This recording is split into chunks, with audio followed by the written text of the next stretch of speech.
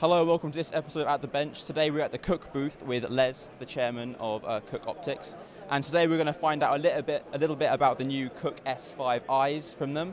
I'm kind of interested, what are the main differences between the S4s and the S5s? Well, actually, if you go through all three spherical lenses, the 5s, the 4s, and the mini S4s, the difference is really the speed.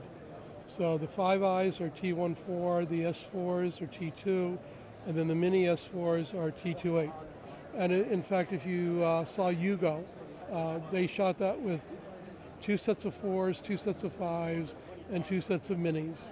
And nobody goes, oh, look at that scene. That was shot with the mini, and that was, And when you're designing lenses, obviously apart from DPs, who else do you kind of look for feedback? We look to actually three groups: the DPs, the assistants, the focus pullers, and the rental houses. I hope the DPs that may be watching this don't take offense, but their DPs are pretty simple. No, simple is the wrong word. It's pretty easy to understand what they want. They want obviously, if they like Cooke, they want the Cooke look. They wanted a clean, sharp lens that has the kind of fall off and the characteristics that Cooke is famous for. So that's actually pretty simple. The assistants had an incredible amount to do with the ergonomic design of S4s, 5s, and mini S4s and the anamorphics. You get toward infinity, all those marks run together, and you're at the close focus, and all of a sudden the marks are this far apart. Wouldn't it be nice if we could have more marks that are evenly spaced? And we said, okay, and hence our lenses are all focused with cams. And we can spread the marks out or push them together as we see fit. They wanted a linear iris. We did that.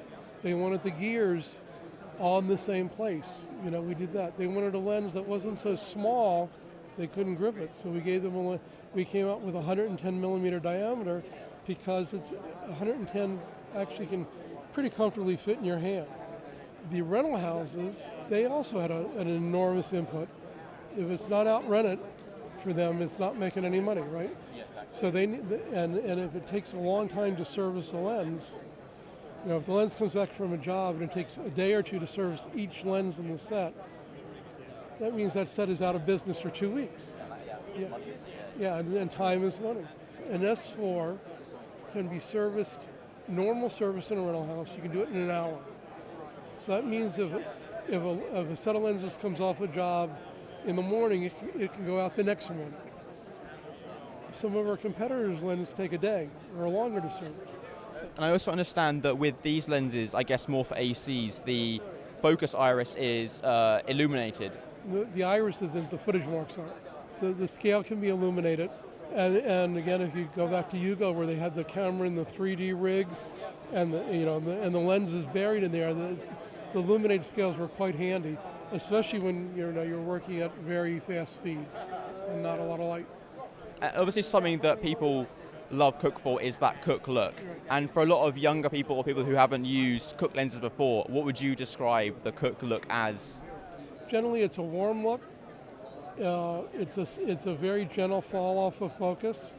It's just a very natural, flattering to skin tones.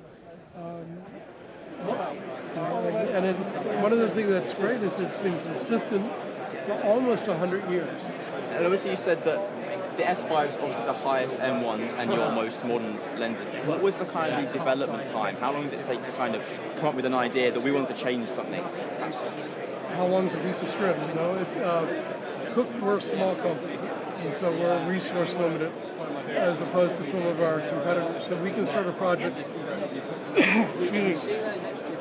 because of our resource limitation, it may take us longer to do it than Zeiss or Angenu who have more resources. Having said that, the anamorphics we've been rolling the anamorphics out at a very fast pace. In a year and a half, we've gotten 10 lenses. We've all gotten 10 lenses and a zoom out.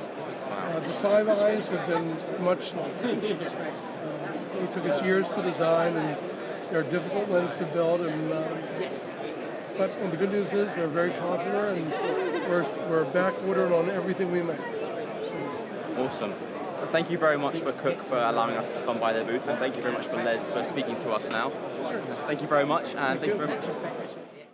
Today we are at the optical support booth with Innovative and Pat, who is going to show us around their exciting range of innovative carts. So if you could just kind of go over some of the main features about Innovative and the carts you have here.